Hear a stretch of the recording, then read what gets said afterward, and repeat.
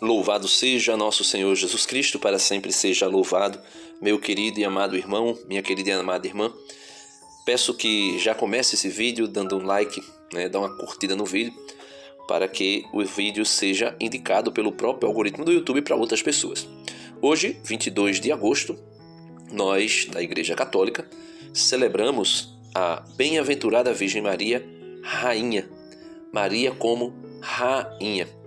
E o Evangelho é o Evangelho de São Lucas, capítulo 1, versos do 26 ao 38. Diz assim, o anjo do Senhor que veio visitar Maria. Naquele tempo, o anjo Gabriel foi enviado por Deus a uma cidade da Galileia chamada Nazaré, a uma virgem prometida em casamento a um homem chamado José. Ele era descendente de Davi e o nome da virgem era Maria. José era descendente de Davi e o nome da virgem era Maria, que também era judia. O anjo entrou onde ela estava e disse: Alegra-te, cheia de graça, o Senhor está contigo. Maria ficou perturbada com estas palavras e começou a pensar qual seria o significado da saudação, essa ave, ou alegra-te, cheia de graça, deixou Maria perturbada. Não porque ela ficou com medo ou porque ela ficou, desorientada. Não. Essa palavra perturbada ela ficou admirada. Com qual saudação o anjo de Deus a cumprimentou.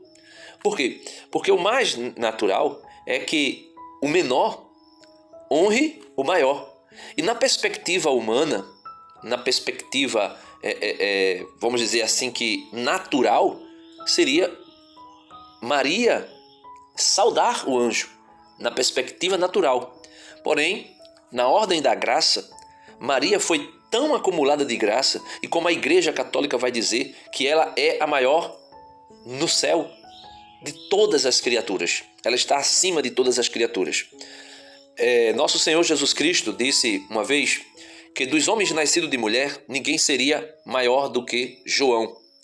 Porém, é dito que o menor no reino dos céus é maior do que João. E depois, em outra ocasião, Jesus vai dizer assim: quem se fizer pequenino como uma criancinha aqui no reino, aqui na terra, será o maior no reino dos céus. O maior.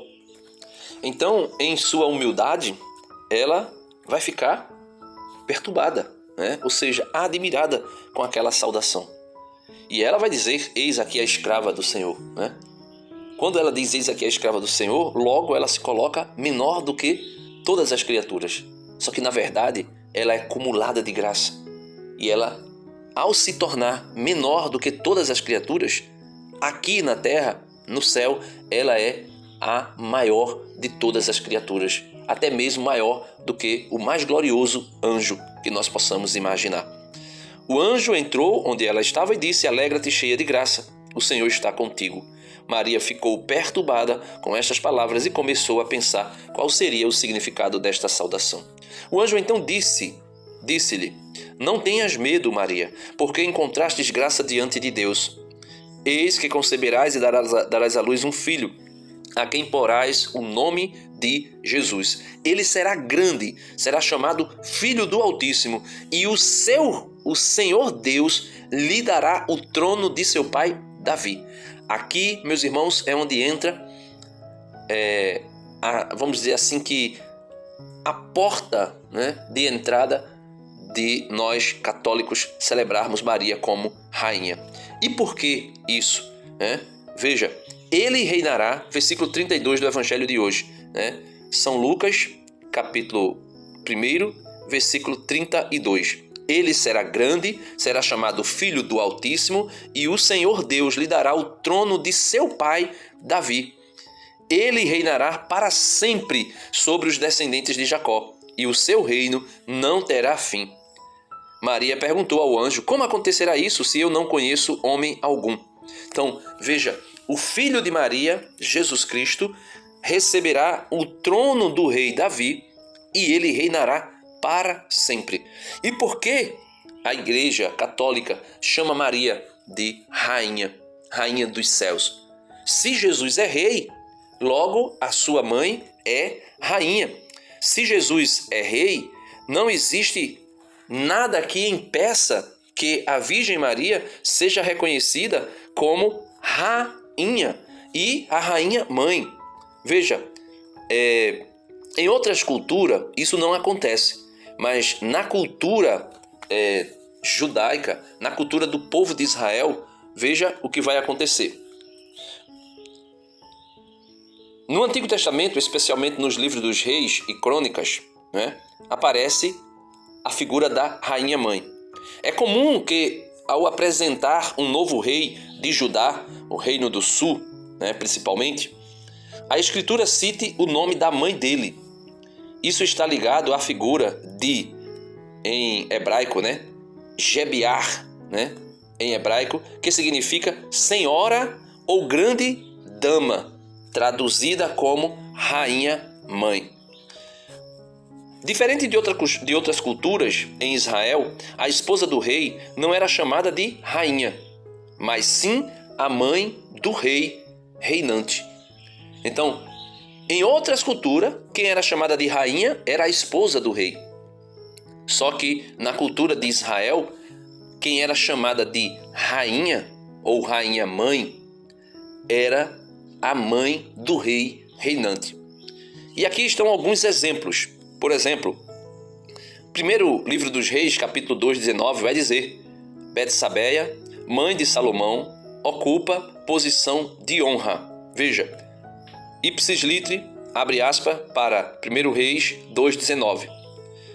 Betsabeia foi até o rei Salomão para falar a favor de Adonias. O rei levantou-se para recebê-la, inclinou-se diante dela e sentou-se no trono.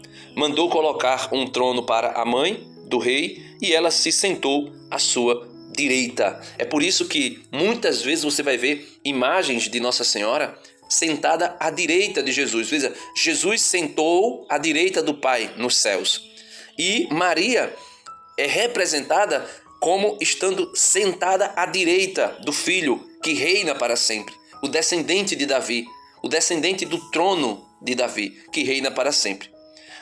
Aqui nós podemos ver claramente a função da rainha-mãe, um trono à direita do rei.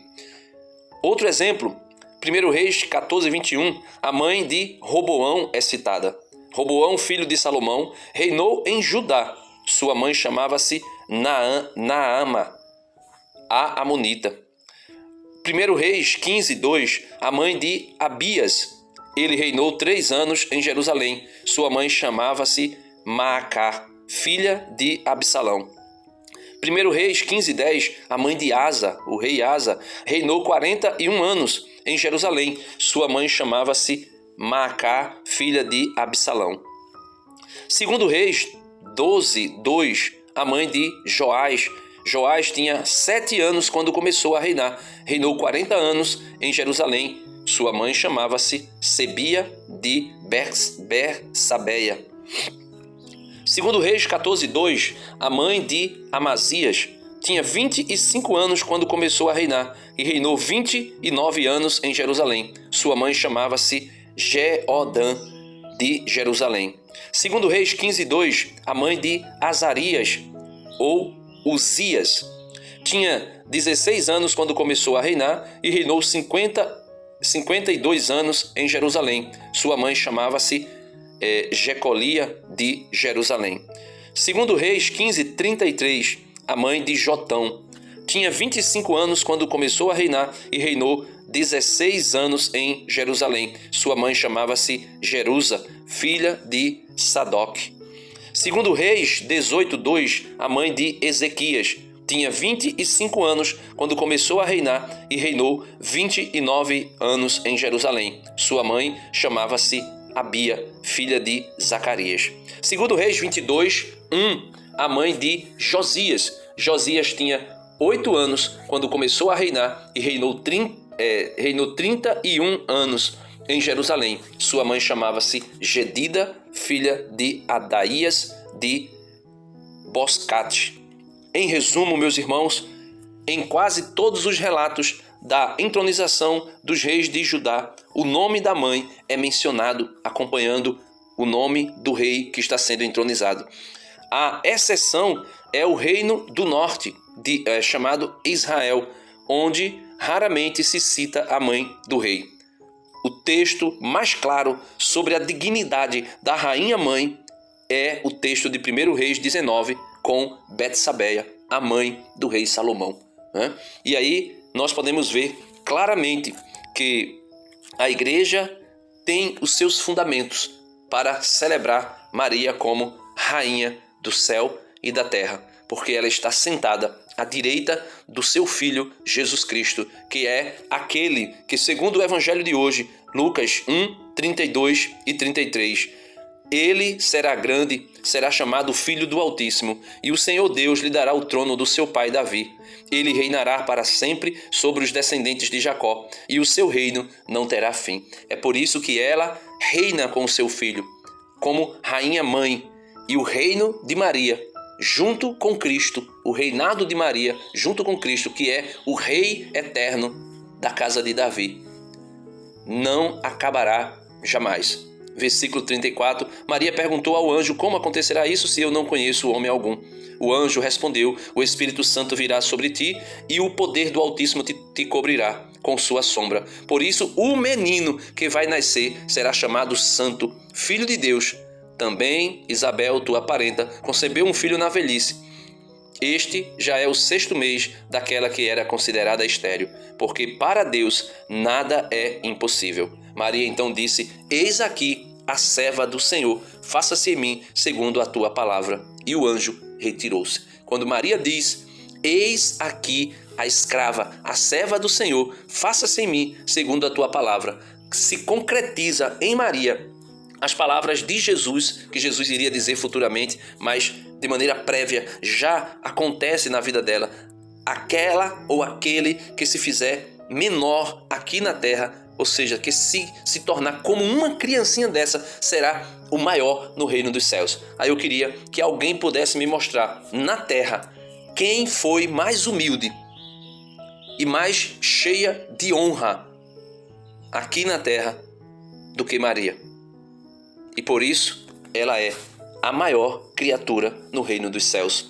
Ela é a maior pessoa revestida de glória, porque a glória do Altíssimo lhe cobriu no reino dos céus. Ela está apenas abaixo da Santíssima Trindade, que é Deus, e ela, por ser pura criatura, está abaixo. Porém, dentre as criaturas, ela é a maior de todas, a que tem a maior glória, e por isso nós dizemos: salve, Rainha, Mãe da Misericórdia, vida, doçura e esperança nossa. A vós bradamos, degredados filhos de Eva, a vós suspirando, gemendo e chorando neste vale de lágrima. Eia, pois, advogada nossa.